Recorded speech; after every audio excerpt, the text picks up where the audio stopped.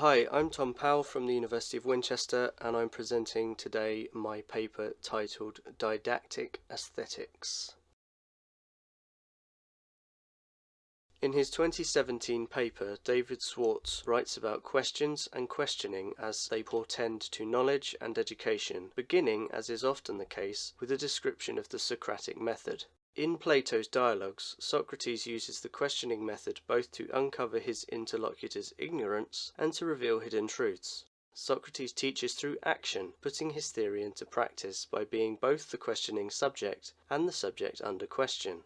However, this dynamic, Schwartz remarks, can result in dialectical relationships of a very one-sided nature. With this in mind, Schwartz turns to interrogating whether the question itself is the best tool to use in proceeding with education, admitting that by questioning the question, so to speak, one is throwing into doubt the entirety of the Western philosophical foundation.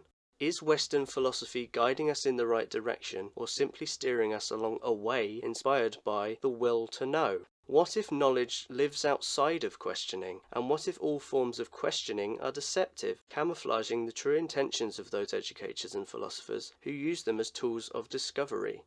Issues such as these have been approached somewhat by postmodern philosophers such as Jean-François Lyotard, as well as contemporary academics in the field of education. Lyotard, in the Postmodern Condition, explores the postmodern conception of knowledge in concurrence with the rise of technology and the scientification of information exchange, and deeply interrogates modernity's propensity for efficiency. The adaptation within the system of academic and scientific knowledge with regards to theoretical conception, in Lyotard's opinion, has resulted in an ideological framework within which the validity or applicability of an idea or process is decided by its relation to or coherence with existing knowledge. This phenomenon is further described by what Michael Peters in 2012 referred to as the knowledge economy, a globalized conception of education in the modern world. In fact, Peters states that this knowledge economy model is heavily backed by major economic organizations, such as the OECD and the World Bank, and is highly influential within the policy making surrounding education globally. Both organizations have, in Peters' words, stressed the significance of education and training for the development of human resources, for upskilling and increasing the competencies of workers, and for the production of research and scientific knowledge. Lyotard writes in a similar vein that traditional theory is always in danger of being incorporated into the programming of the social whole as a simple tool for the optimization of performance, because its desire for a unitary and totalizing truth lends itself to the practice of the system's managers. Schwartz similarly matches this sentiment in the statement that any method of questioning is determined by the questioning subject. This is not at all to suggest that questioning is an inherently flawed act or process, especially considering that Schwartz's, Lyotard's and others' concerns have resulted from their questioning of systems which they have observed and are subject to. In fact, Schwartz writes that philosophers often begin their quest for knowledge with a question, to bring out what the author had intended to say all along. Nevertheless, these comments about the concept of the question can serve strongly as a reminder or even a warning that just to question is not the be-all and end-all when it comes to providing education and seeking knowledge. As such, I seek to argue that in response to the criticisms levelled towards education regarding its systematization and scientification, a contemporary mode of didactic aesthetic education may be one way to counteract these issues.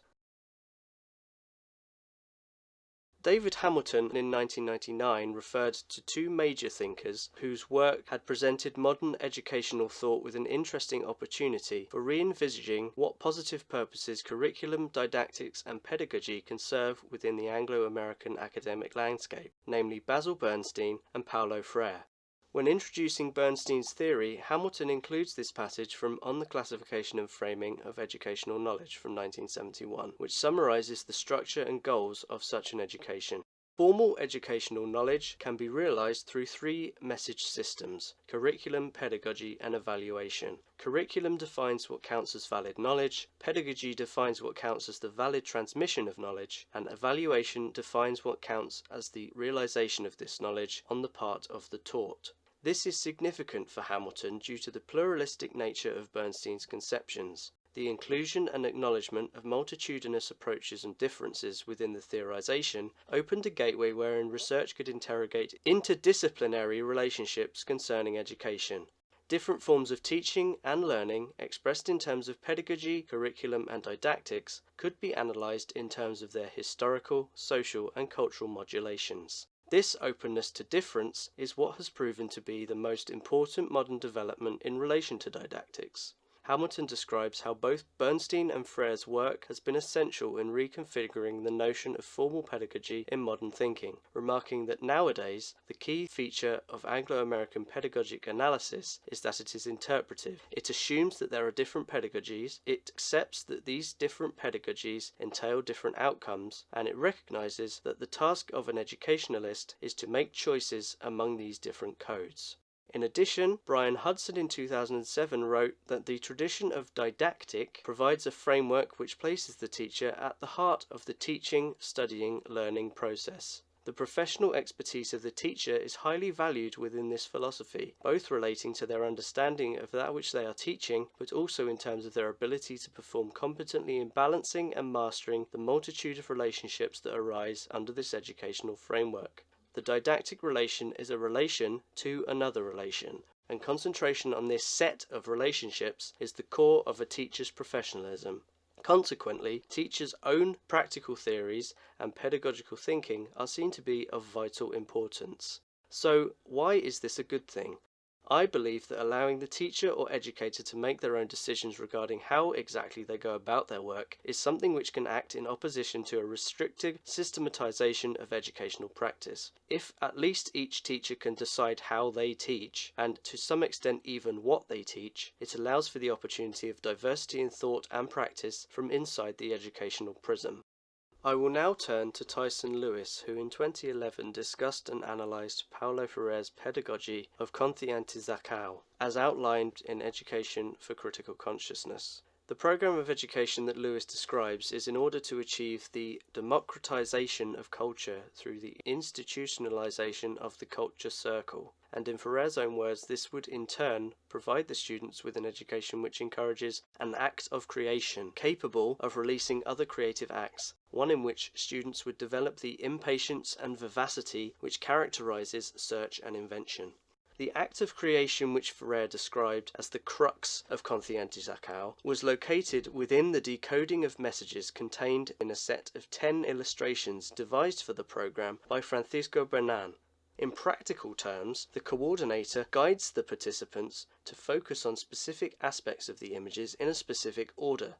It is at this point where a crucial difference between the theoretical goal of the program and the methods described in order to facilitate it begin to conflict with one another, and it is this conflict which ends up compromising the intended outcome of the entire program. Lewis contends that Freire's thinking concerning the use of art directly as an educational tool is fundamentally sound. Freire's two underlying assumptions for this philosophy are as follows. Number one, that there is an aesthetic dimension to emancipation, and second, that there is a relationship between words and images. However, Lewis describes Freire's particular analysis of Renan's imagery in this pedagogical program in rather problematic terms. The teacher uses the image to illustrate the word, which is slowly unveiled through dialogic procession from one image to the next. As a result of this, Lewis remarks that the student remains dependent on the word of the coordinator to point the way, provide guidance to the proper meaning of the image. This becomes an even greater issue when considering that Freire intends for the students only to proceed to another image when dialogue has been exhausted. This is troubling insofar as Freire's reliance upon a guided interpretation of a piece of art leaves open the opportunity that the resultant dialogue might very well be reduced to nothing more than dialogic explication, where the image is forced into the subordinate position of mere illustration of a linear narrative of consciousness raising.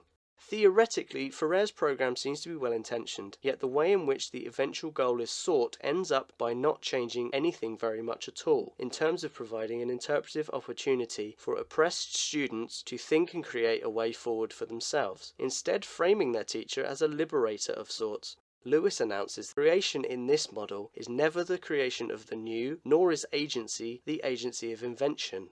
A particular lesson to learn from Ferrer here is that to use art merely as a conduit for closed ideas or as representations of concepts in need of linguistic decoding is to waste the potential of aesthetics and art as an educational medium. It should not be the goal to decode or explain imagery or art, but instead to find another means of using it within pedagogical thought that can harness its unique qualities. I would also suggest that it should be understood that art alone is not and cannot be the key to opposing or counteracting scientification, or indeed providing an education by itself. In fact, the very hope or expectation of finding and being able to use keys with regards to philosophy and theory is exactly what Lyotard, Lewis and Swartz are all attempting to overcome.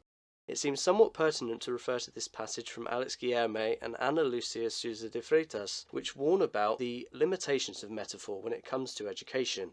To try and find an ultimate metaphor is to try to fix it within particular historical contexts and to refuse to see facets old and new that might be hidden from us. When applying this critique of metaphor in relation to art and aesthetics, Lewis's description of Renan's illustrations is an eye-opening example to the potentiality of art as a medium for education, writing that they are far more complex than Ferrer's analysis suggests, poised between journalistic realism, abstraction and poetry. The uniquely pensive quality of the images emerges as neither strictly representational nor abstract.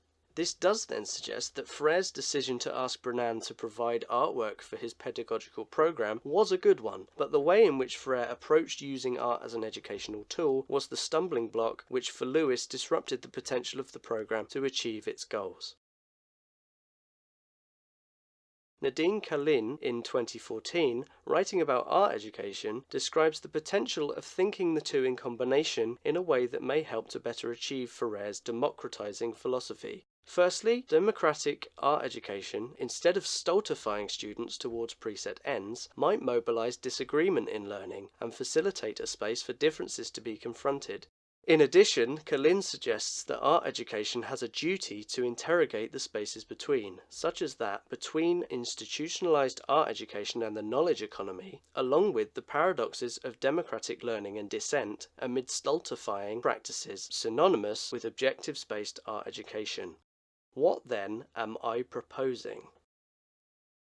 The quote on screen from David Swartz raises the issue of intention as it relates to the creation and production of art.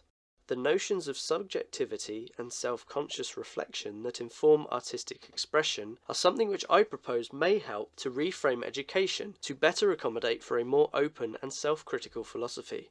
Rather than using education as a means to an end with regards to knowledge, decoding, or rationalization, I propose a reconsideration of education as an acknowledgement of teaching qua intention. But what do I mean by that?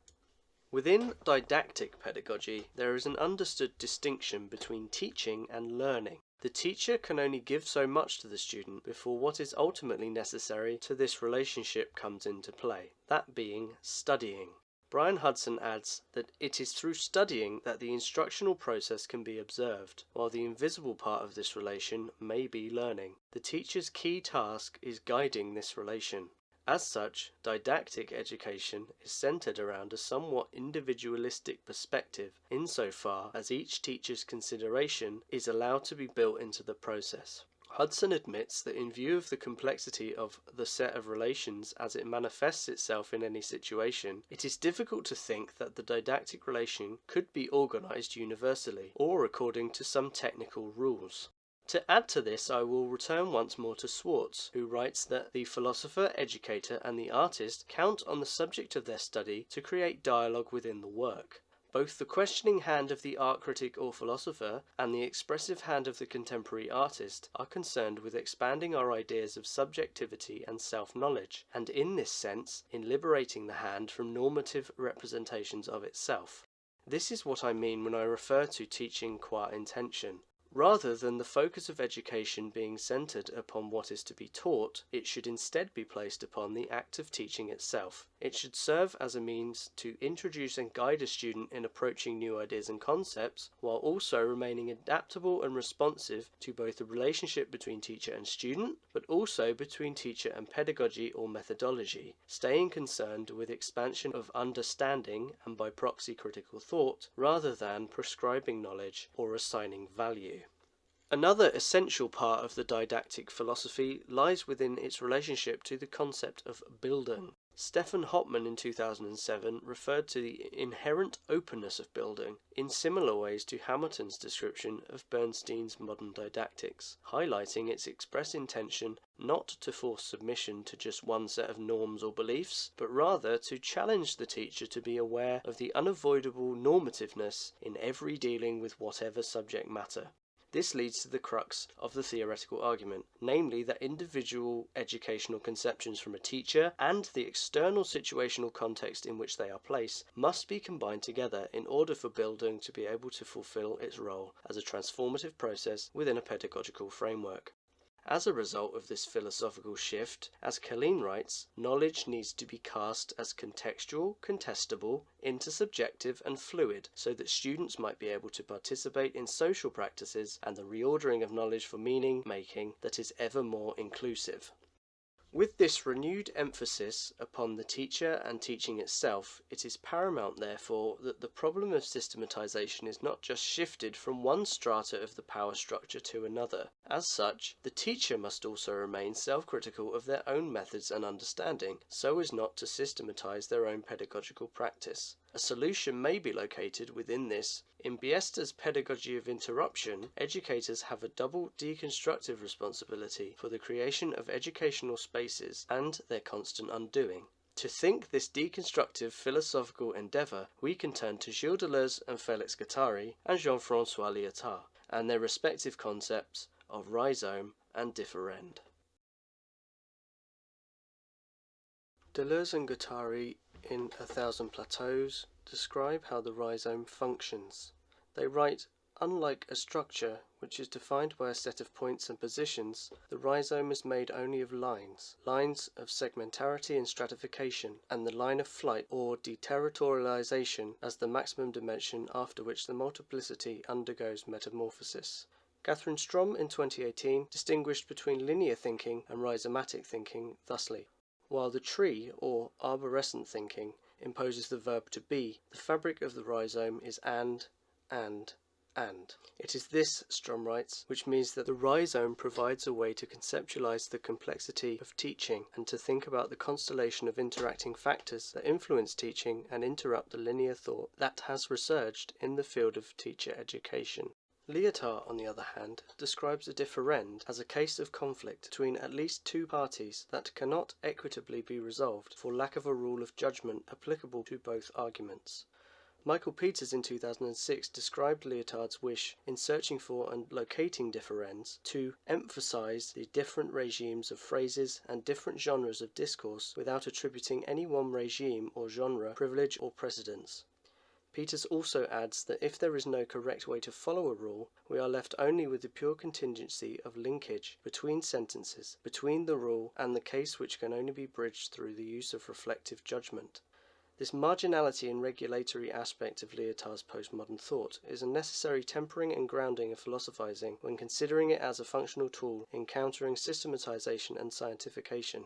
But in pairing Lyotard's concept of differend with the rhizome for Deleuze and Guattari, for the most part their philosophies are applicable to educational theory in complementary ways.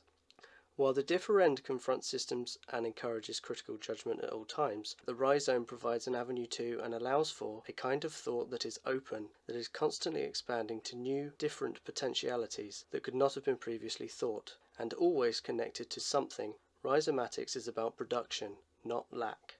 These two philosophical concepts, therefore, I argue, can provide an educator with the tools for both self-critical analysis in the face of the knowledge economy, as well as a mode of thinking that encourages an emboldened openness to the new. To close then, I argue that using the differendum rhizome in combination with didactics and aesthetics, as I have described previously, would offer an exciting opportunity to conceive of a self-critical, reflexive and transformative philosophy of education to combat systematization. Thank you for listening.